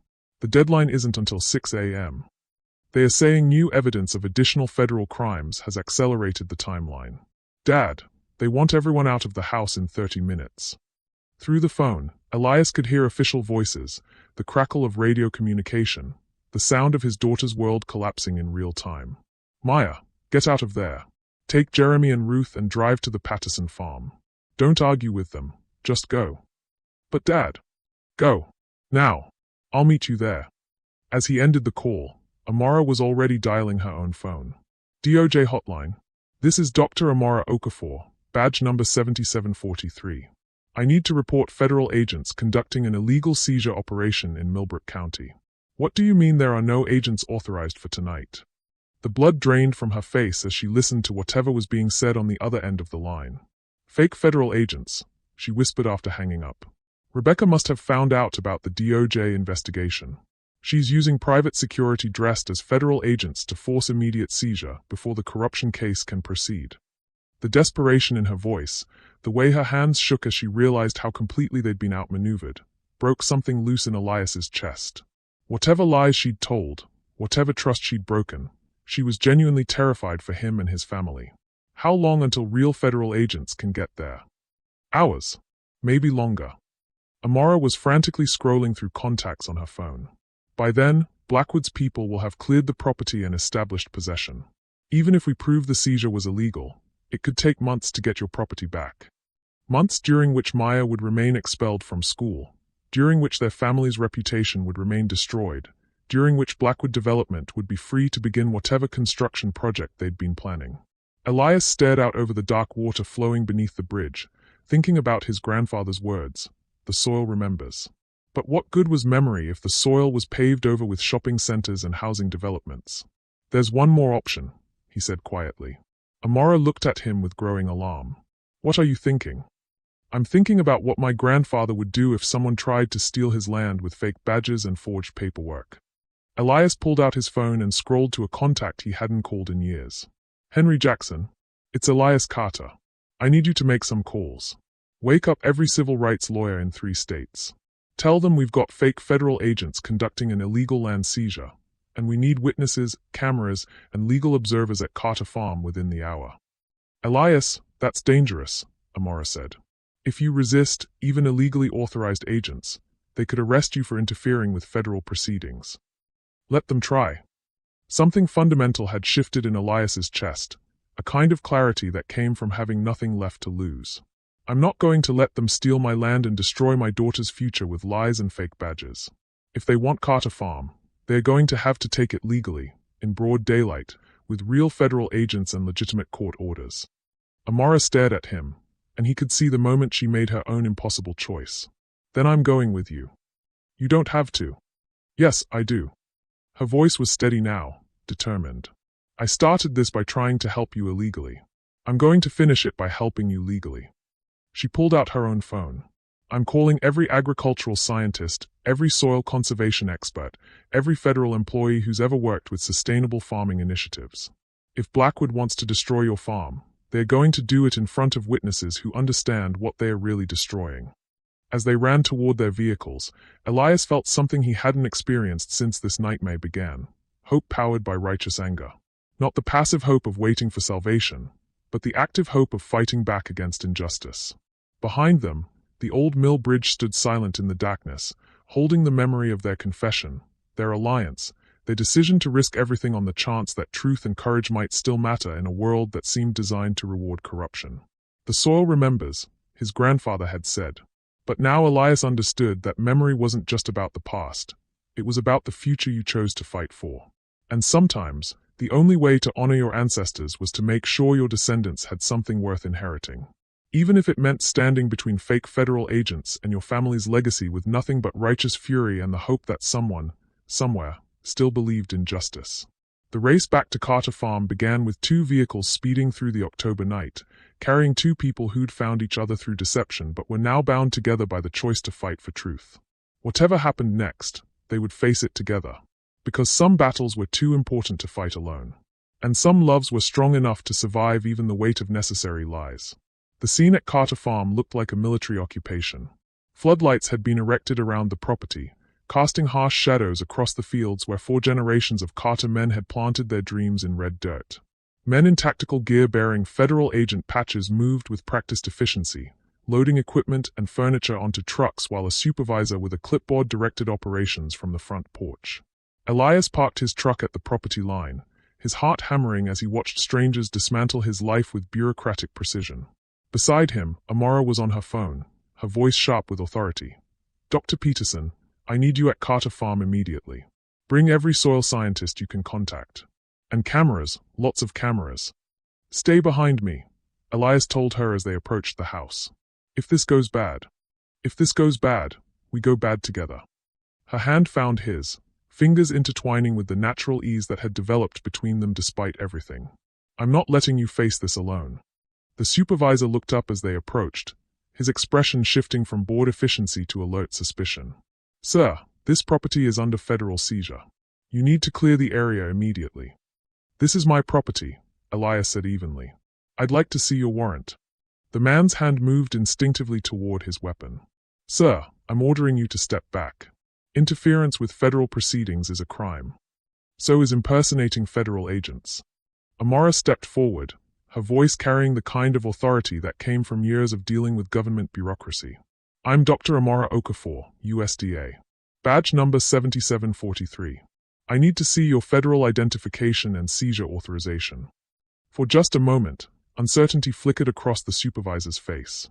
But he recovered quickly, pulling out an official-looking badge and a sheaf of papers. Agent Roberts, Federal Asset Recovery Division. Everything's in order here. Elias took the papers, scanning them with growing alarm. They looked legitimate, official seals, proper formatting, legal language that seemed to authorize immediate seizure of the Carter property. But something felt wrong, too clean, too convenient. Dr. Okafor, Agent Roberts continued, I'm surprised to find USDA personnel at an active seizure site.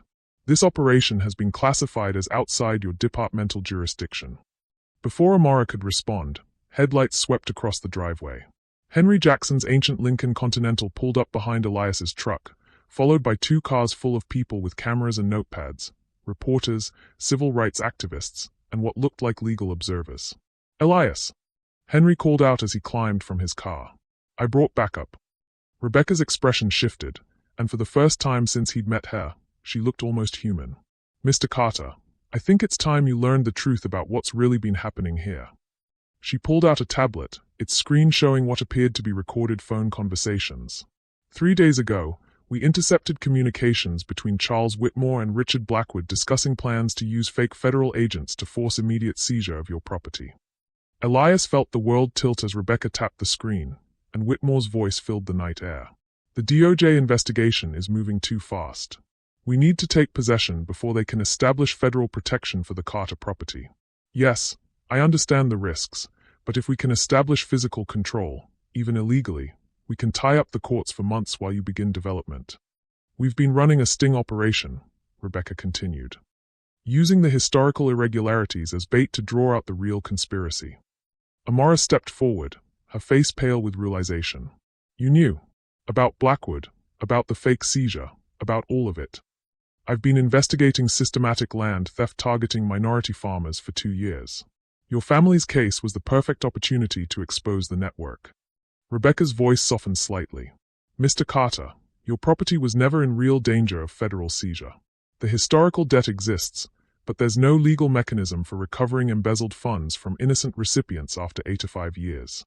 The relief should have been overwhelming, but Elias found himself focused on something else entirely. You said historical irregularities. What irregularities? Rebecca exchanged glances with Amara, some silent communication passing between them. That's complicated. Dr. Harrison, Maya's voice called from the darkness. She emerged from behind one of the newly arrived vehicles, flanked by Jeremy and Ruth Patterson.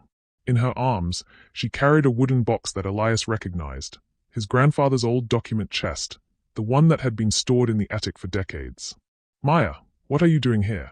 I told you to stay at the Patterson farm. I went back for this, she said, holding up the box. While the fake agents were loading the trucks, I remembered Granddad's stories about important papers he kept hidden. Papers he said would explain everything if anyone ever questioned our right to this land. She set the box on the hood of Henry Jackson's car, her hands shaking as she lifted the lid. Inside were dozens of documents, letters, photographs, official papers, and what looked like a leather-bound journal. I've been reading them, Maya continued, her voice growing stronger. Dad, everything we thought we knew about great-granddad Samuel is wrong. Elias felt ice form in his stomach. Wrong how? Maya pulled out a thick folder of letters, their paper yellowed with age. He wasn't just a farmer who happened to receive stolen money. He was working with Thomas Harrison, Amara's great-grandfather, to create an underground network that got federal agricultural assistance to black farmers who were being illegally excluded from New Deal programs. The words hit like lightning, illuminating everything in a completely different light. Elias stared at the documents Maya was holding, trying to process what she was saying. That's impossible. Great-granddad was just a farmer. No, Dad. He was a civil rights pioneer. Maya opened the journal, revealing pages of careful handwriting. Listen to this. Met with Thomas Harrison again today. He's found a way to redirect federal agricultural funds to Negro farmers without the local administrators knowing. It's dangerous, but it's the only way to give our people a fair chance at the federal assistance they are legally entitled to. Rebecca stepped closer, her expression shifting from professional detachment to something approaching awe. "May I see those documents?" Maya handed over the journal, and Rebecca read silently for several minutes. When she looked up, her eyes were bright with tears. "Mr. Carter, your great-grandfather wasn't the victim of embezzlement. He was a partner in one of the earliest documented cases of civil rights resistance in federal agricultural policy." Her voice was thick with emotion. "Thomas Harrison wasn't stealing money. He was redistributing it to farmers who were being illegally denied access to federal programs because of their race." Amara moved to Elias's side, her hand finding his again. "That's why I fell in love with your research proposal. You're continuing your great-grandfather's work, fighting for agricultural justice, finding ways to help the land and the people who tend it." But Maya wasn't finished. She pulled out a thick packet of official-looking documents from the bottom of the box. "There's more." Samuel kept records of everyone who received assistance through their network. Names, dates, amounts, everything. She looked directly at Rebecca. "Including documentation that Thomas Harrison reported the redistribution to federal authorities in 1939 and received official commendation for innovative approaches to agricultural equity." The silence that followed was complete. Even the fake federal agents, now handcuffed and sitting in the back of FBI vehicles, seemed to be listening. "You're saying their embezzlement was actually an officially approved civil rights program?" Elias asked quietly. "I'm saying your great-grandfather and mine were heroes who found a way to work within a corrupt system to provide justice for people who'd been denied their legal rights," Amora said, tears streaming down her face. "And I'm saying I've spent months believing my family carried the shame of corruption when we should have been proud of their courage." Rebecca was studying the documents with the focused intensity of someone whose entire worldview was shifting. These records, if they are authentic, they completely rewrite the historical narrative around New Deal agricultural programs. "They are authentic," Ruth Patterson said, speaking for the first time since the confrontation began. "I remember Samuel showing them to my Harold back in the 1950s. He was so proud of what he and Thomas had accomplished, but he kept it secret because he was afraid racist administrators would find ways to punish the farmers who'd received help." Dr. Williams stepped forward, his voice filled with academic excitement. "Mr. Carter, do you understand what this means? Your great-grandfather pioneered agricultural justice programs that weren't officially recognized until the 1960s. He was 30 years ahead of his time." But Elias was focused on something else entirely. The way Amara was looking at him, the way her tears caught the floodlights, the way her hand trembled in his. "You knew," he said softly. "Somehow, you knew our families were connected by more than just historical complications." "I hoped," she whispered. "When I read your research, when I saw how much you cared about agricultural justice, I hoped we were connected by something better than shame." She stepped closer, close enough that he could see his own reflection in her dark eyes. "I hoped we were connected by a legacy of fighting for what's right." The revelation was overwhelming, not just the vindication of his family's honor, but the realization that everything he'd been trying to accomplish with sustainable agriculture was a continuation of work that had begun 2 generations before his birth. His great-grandfather hadn't been the victim of corruption, he'd been a pioneer in agricultural civil rights. But before he could fully process the historical implications, Charles Whitmore's BMW roared into the driveway, the banker clearly unaware that his fake federal operation had been exposed. He climbed out of his car with confident swagger, then froze as he took in the scene. FBI agents, handcuffed security contractors, dozens of witnesses with cameras, and Rebecca Harrison standing in the middle of it all with official documents in her hands. "Mr. Whitmore," Rebecca called out pleasantly. "Perfect timing. We were just discussing your communications with Blackwood Development regarding illegal property seizure schemes." Whitmore's face went white. He looked around desperately, as if searching for an escape route, then made the mistake that would complete his destruction. "This is all a misunderstanding," he said, pulling out his phone. "Let me call Richard Blackwood. He can explain everything." "Please do," Rebecca said. "We'd love to have a recorded conversation with Mr. Blackwood about his participation in systematic land theft targeting minority farmers." As FBI agents moved to arrest Whitmore, Elias found himself standing in the middle of a scene that would have been unimaginable just hours before. The property that had been under threat of seizure was now a crime scene where federal agents were arresting the real criminals. The family legacy he'd thought was built on corruption had been revealed as a foundation of courage and justice. The woman he'd fallen in love with despite her lies had turned out to be connected to him by a history of fighting for what was right. Maya threw her arms around him, her voice bright with tears and triumph. "Dad, we did it. We saved the farm." "No, sweetheart. Your great-grandfather saved the farm. We just finally learned the truth about how." But as FBI agents led Whitmore and the fake federal agents away, as reporters interviewed witnesses and agricultural scientists examined Samuel Carter's pioneering documentation, Elias realized that the most important revelation wasn't about the past, it was about the future. He looked at Amora, who was standing slightly apart from the celebration, her face carrying the complex emotions of someone whose entire understanding of her family history had just been transformed. "Dr. Okafor," he said formally, extending his hand. "I believe we have some things to discuss." She took his hand, her smile trembling between joy and tears. "I believe we do, Mr. Carter." As their fingers intertwined, as the floodlights illuminated the fields where cotton and courage had grown in equal measure, as their family's hidden history of agricultural justice finally came to light, Elias felt something he hadn't experienced since his wife died. The presence of a partner who understood not just his dreams, but the legacy that had shaped them. "The soil remembers," his grandfather had always said. But now Elias understood that the most important memories weren't about the past. They were about the future you chose to plant in ground your ancestors had prepared with their courage. And sometimes, the most beautiful crops grew from seeds of justice planted by people who never lived to see the harvest, but who trusted that someone, someday, would tend their legacy with love. 6 months later, the morning sun painted Carter Farm in shades of gold and green that seemed to celebrate the transformation that had swept through the red dirt like spring rain after a long drought. Elias stood on his front porch, coffee mug in hand, watching as crews installed the final solar panel in the array that would power his revolutionary irrigation system.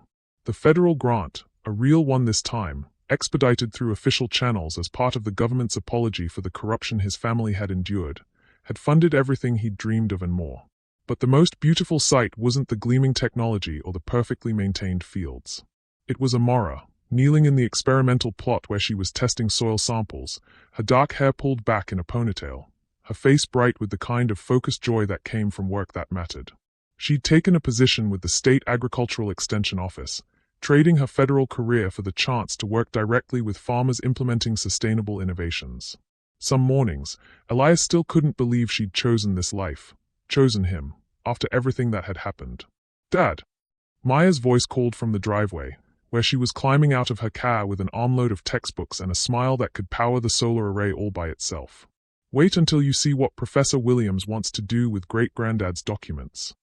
She jogged up to the porch, her academic enthusiasm infectious.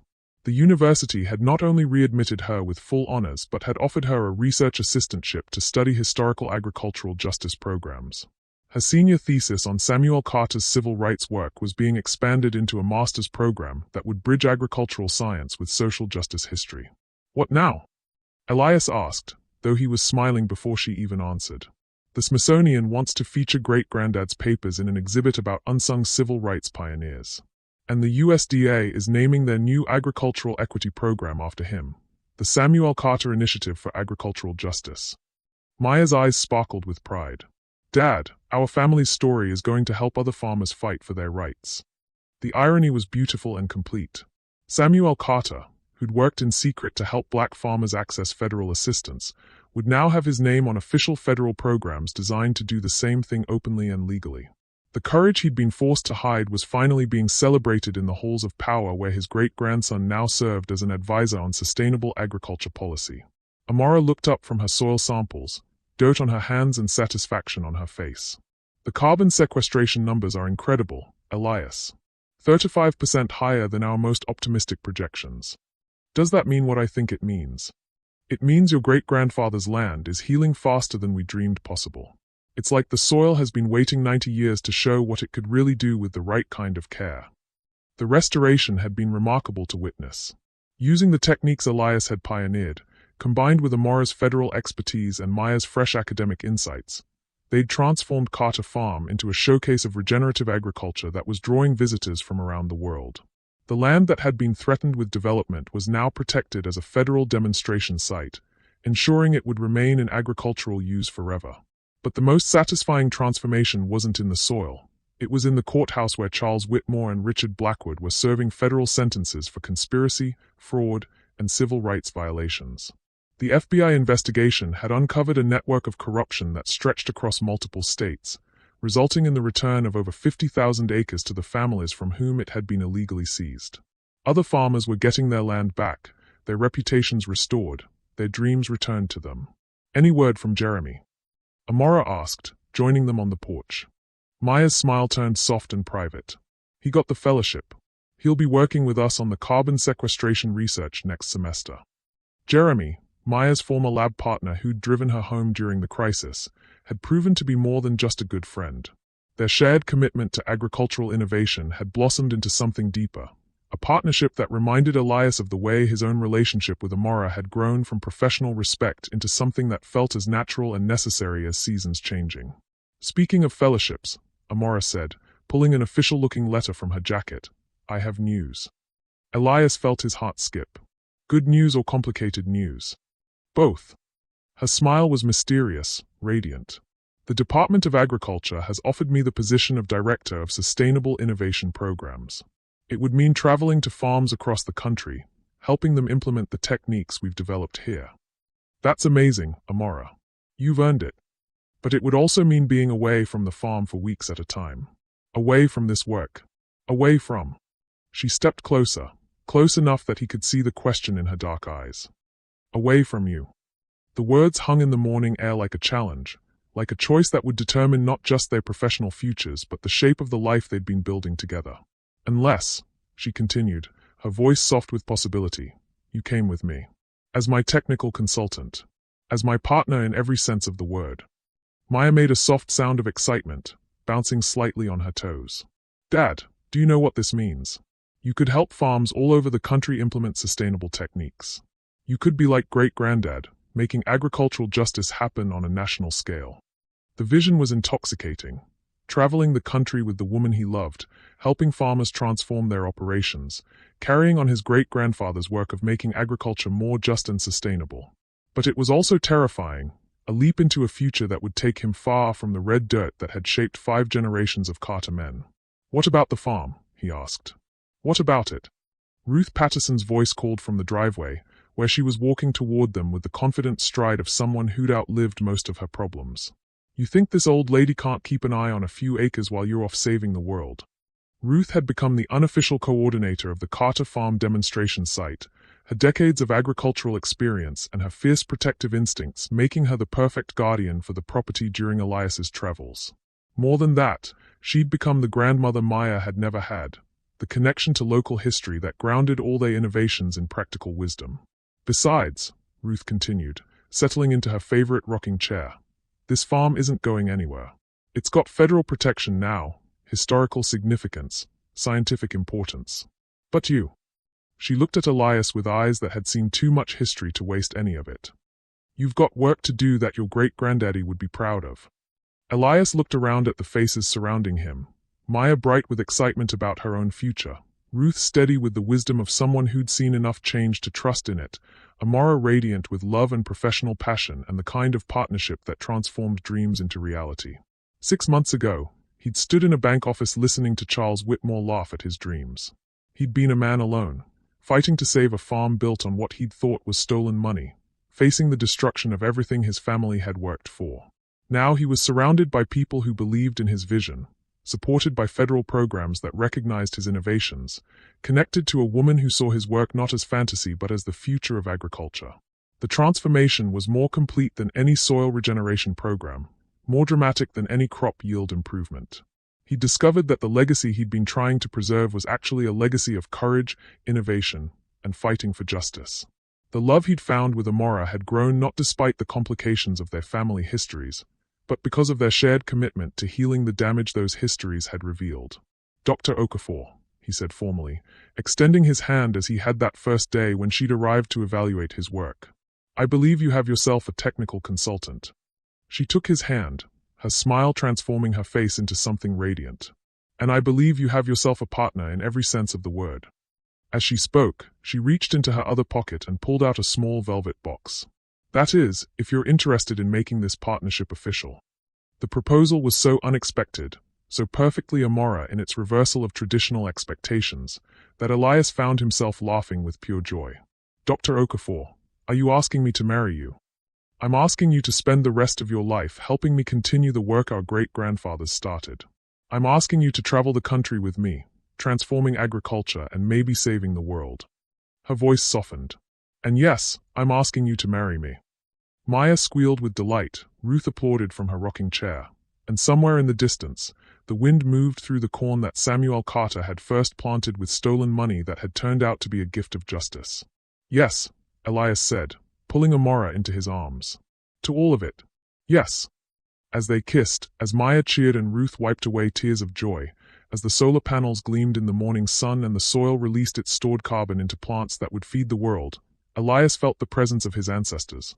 Not just Samuel Carter, but all the farmers who'd dreamed of land that could be healed, families that could be sustained, and futures that could be better than the past.